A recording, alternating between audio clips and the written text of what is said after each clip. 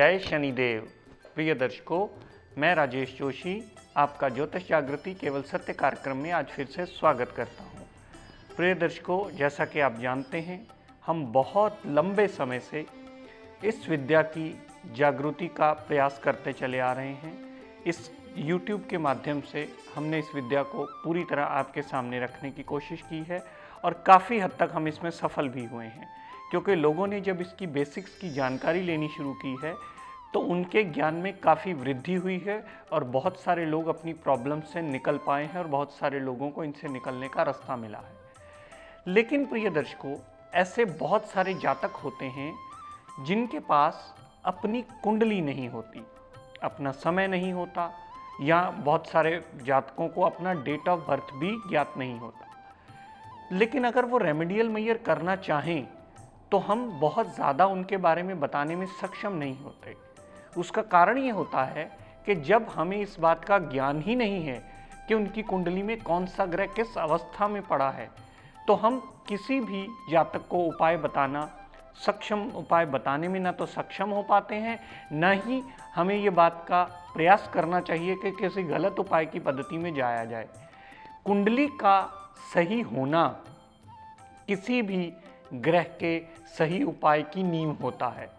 अगर कुंडली सही है तभी आपका सही किया हुआ उपाय फलित होता है। इसी श्रृंखला में प्रिय दर्शकों, आज मैं आपको कुछ ऐसे जनरल उपाय बताने जा रहा हूं जिसको कोई भी कर सकता है। अगर वो प्लेनेट के कारकित्व से जुड़ी हुई चीज़ों को हम पकड़ के चलें तो वो कारकित्व की चीज़ें अगर किसी जातक को प्रॉब्लम दे रही हों तो उसे जनरल रेमेडीज़ के द्वारा भी सॉर्ट आउट किया जा सकता है।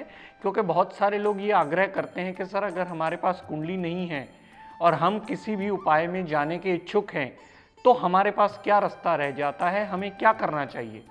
तो आज प्रिय दर्शकों, इसी श्रृंखला को कंटिन्यू करता हुआ सबसे पहले ग्रहों के राजा, ग्रहों के पिता को, सूर्य देव को आज वर्णन करता हुआ इस बात को शुरू करता हूँ कि सूर्य देवता के लिए जो हमारे इस संसार में जनरल चीज़ों को गणना की जाती है, सूर्य देवता हमारे इस संसार में सबसे बड़ा एनर्जी का स्तोत्र माना जाता है।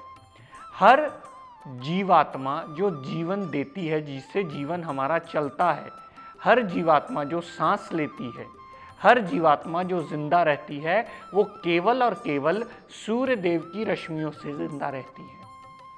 सूर्य देवता एकमात्र एनर्जी का स्तोत्र हैं।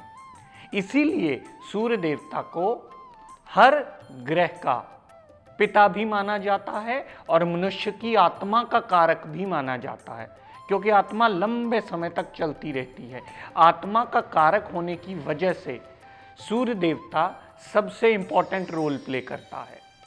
सूर्य देवता के पास कुछ पर्टिकुलर डिपार्टमेंट हैं जिनका वो कारक, हम एस्ट्रोलॉजिकल गाइडेंस में कहते हैं कि सूर्य उन चीज़ों का कारक है। सूर्य, सबसे पहले बात करता हूँ, आँखों की रोशनी का कारक है। हमारी आँखों में जो रोशनी होती है जिससे हम चीज़ों को देखते हैं, परखते हैं, हमें उन चीज़ों का ज्ञान होता है अपने आँखों के सामने देखने से, उनका कारक सूर्य देव है। सूर्य देवता अगर कुंडली में कहीं गड़बड़ होंगे, और किसी कुंडली का आपको ज्ञान नहीं होना चाहिए या नहीं होगा, तो सबसे बड़ी प्रॉब्लम ये होगी कि आपकी कुंडली में कहीं ना कहीं सूर्य देवता पीड़ित होंगे। आजकल का टाइम ऐसा बदल चुका है कि छोटे छोटे बच्चों को भी चश्मा लग जाना, आँखों पे दिक्कत परेशानी होना या लेंस लगना, क्योंकि आजकल की जीवन शैली बहुत भाग दौड़ वाली हो चुकी है। जीवन शैली के भाग दौड़ होने की वजह से भी मोबाइल ज़्यादा यूज़ करना, नेट ज़्यादा यूज़ करना, खान पान का ध्यान ना देना, तो ऐसी सारी चीज़ों के कई ऐसे कारण बन जाते हैं जिनकी वजह से भी आँखों की रोशनी में कमी आती है। लेकिन अगर हम एस्ट्रोलॉजिकल पॉइंट ऑफ व्यू से देखें तो सूर्य देवता ही हमारी आँखों की रोशनी का कारक ग्रह होता है। अगर किसी भी जातक की आँखों की रोशनी पीड़ित अवस्था में आ रही है, आँखों की रोशनी में कमी आ रही है, आँखों के देखने में दिक्कत परेशानी आ रही है या नज़र कमज़ोर हो रही है, तो कहीं न कहीं सूर्य देवता अशुभ प्रभाव में कुंडली में अवश्य ही होगा। तो फिर इसका हल क्या है? इसका हल सिंपल है। हर जातक को सूर्य देव को नाश्ते से पहले माथा टेकने की आदत डालनी चाहिए। अगर आपके पास आपकी जन्म कुंडली है और आपको अपनी जन्म कुंडली का ज्ञान है तो अवश्य ही अपने आसपास किसी विद्वान से सलाह लें और अपनी कुंडली के जो ग्रहों की प्रॉब्लम्स आपको आ रही है उस ग्रहों का निदान पाने की कोशिश करें। अगर आपके पास कुंडली नहीं है और आपको आंखों की प्रॉब्लम आ रही है तो कोई भी जातक रोज सूर्य देवता को नमन करने की आदत डाल सकता है। सूर्य देवता को नमन करने की आदत से आपकी आंखों की रोशनी, अगर कोई वृद्धावस्था में भी जा रहा है, अगर सूर्य देवता को माथा टेकने की आदत रोज डाल लेता है तो भी उसकी आंखों की रोशनी स्टेबल होने में उसके लिए ये उपाय छोटा सा मददगार सिद्ध होगा। प्रिय दर्शकों, सूर्य देवता हमारे शरीर में हड्डियों का कारक भी माना जाता है।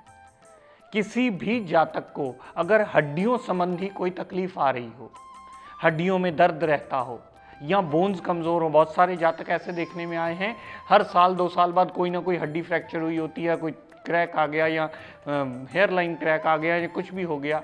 ऐसी प्रॉब्लम्स वाले जातकों को भी सूर्य देवता को रोज प्रणाम करने की आदत डालनी चाहिए, क्योंकि हड्डियों का कारक ग्रह भी सूर्य देव होता है। हड्डियों की मजबूती के लिए भी आपको सूर्य देव को रोज प्रणाम करने की आदत डालनी चाहिए। और प्रिय दर्शकों, ये एक जनरल रेमेडी है जो कोई भी जातक कर सकता है।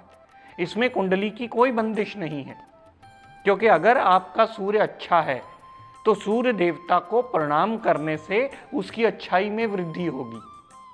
अगर आपका सूर्य देव कहीं अशुभ प्रभाव में है या वो कुंडली का मारक ग्रह बन चुका है तो भी आपको सूर्य देव का प्रणाम करने से उसकी अशुभता में कमी आएगी।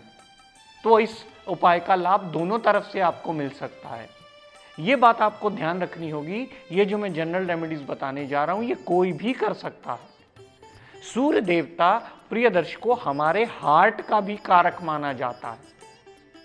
बहुत सारे लोग बताते हैं कि जी हमारी तो उम्र हो चुकी है, अब हमारे हार्ट में प्रॉब्लम आ रही है, कहीं ब्लड में प्रॉब्लम आ रही है, कहीं हार्ट बीट में, धड़कन में प्रॉब्लम आती है।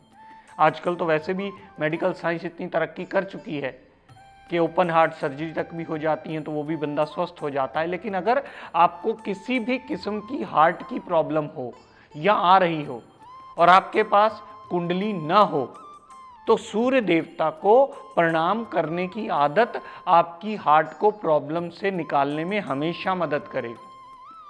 सूर्य देवता को किया हुआ प्रणाम आपके हार्ट को मजबूती प्रदान करने में सबसे बड़ा मेजर रोल प्ले करता है, क्योंकि हार्ट का कारक ग्रह भी सूर्य देव ही होता है। हार्ट सूरज देवता का ही एक रिप्रेजेंटेटिव माना जाता है, सूरज ही हार्ट का कारकत्व होता है। तो उनका प्रणाम करना हमेशा हार्ट को मजबूती प्रदान करके इस प्रॉब्लम से रिलीफ देने का रास्ता देता है। आपकी कहीं कोई भी गवर्नमेंट डिपार्टमेंट से, एडमिनिस्ट्रेशन से कोई प्रॉब्लम चल रही हो, सरकारी डिपार्टमेंट से किसी किस्म की दिक्कत आ रही हो, चाहे वो सेल टैक्स डिपार्टमेंट है, इनकम टैक्स डिपार्टमेंट है, कारपोरेशन है, कोई भी ऐसा एडमिनिस्ट्रेशन का डिपार्टमेंट है जो गवर्नमेंट से डायरेक्टली जुड़ा हुआ हो, तो ऐसे जातक को अगर किसी डिपार्टमेंट से प्रॉब्लम आ रही हो तो ऐसे जातक को भी सूर्य देव को डेली प्रणाम करने की आदत डालने से आपको रिलीफ का रास्ता खुलता है।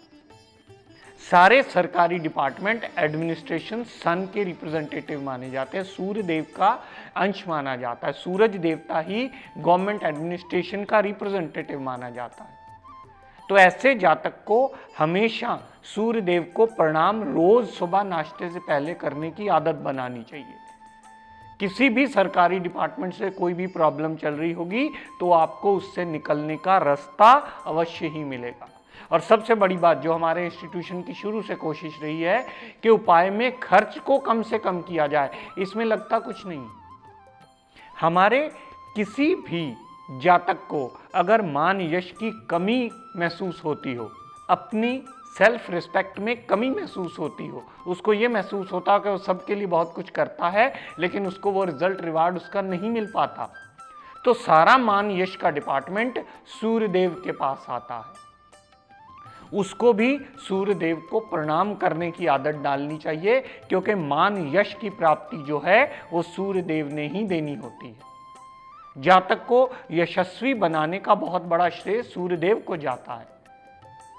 बुजुर्गों का आशीर्वाद लेना ये बहुत बड़ी बात है प्रिय दर्शकों। घर में पिता या पिता तुल्य व्यक्तियों की आप ब्लेसिंग्स लेते हो, चाहे वो किसी भी रिश्ते में चाचू हो, ताऊ हो, किसी से भी आप ब्लेसिंग्स लेते हो, तो भी सूर्य देव का जो गलत प्रभाव आपकी कुंडली में होगा वो शांत होकर आपको अच्छा करने में सहायक सिद्ध होगा। सूर्य देवता इन सब चीजों के रिप्रेजेंटेटिव हैं, और अगर सूर्य देवता को आप प्रणाम करने की रोज लेकिन नाश्ते से पहले आदत डाल लेते हो, तो ये जो सारी चीजें मैंने बताई हैं इनसे रिलीफ होने का रास्ता मिलेगा। सूर्य देव का अशुभ प्रभाव कम होगा और आपकी जितनी दिक्कत परेशानी है वो टलने का रास्ता आपको अवश्य ही देगी। सूर्य देवता हमारे इस पूरे ब्रह्मांड के पिता भी इसीलिए माने जाते हैं क्योंकि वो आत्मा कारक ग्रह हैं और प्रणाम कोई भी कर सकता है।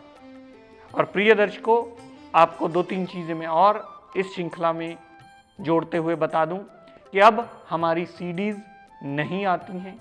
हमने सारे के सारे एपिसोड्स YouTube पर ही डाल दिए हैं।